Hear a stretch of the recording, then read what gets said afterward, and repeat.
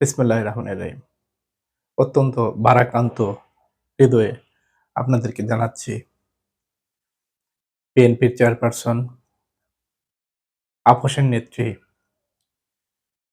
বাংলাদেশের জনগণের অন্তরে যে নেত্রী অবস্থান করছে, স্থিতিশীল রাজনৈতিক পরিবেশ সৃষ্টির জন্য যাকে বাংলাদেশের রাজনীতিবিদরা সবচেয়ে বেশি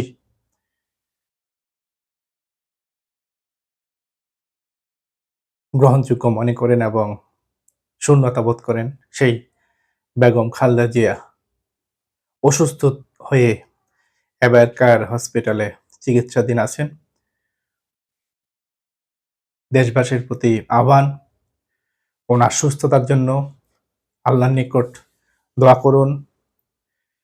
আল্লাহ যেন ওনাকে সুস্থ করে দিয়ে বর্তমান বাংলাদেশের অস্থিতিশীল রাজনৈতিক পরিস্থিতিকে ওনার মাধ্যমে যাতে স্থিতিশীল পর্যায়ে নিয়ে আসা যায়, সেজন্য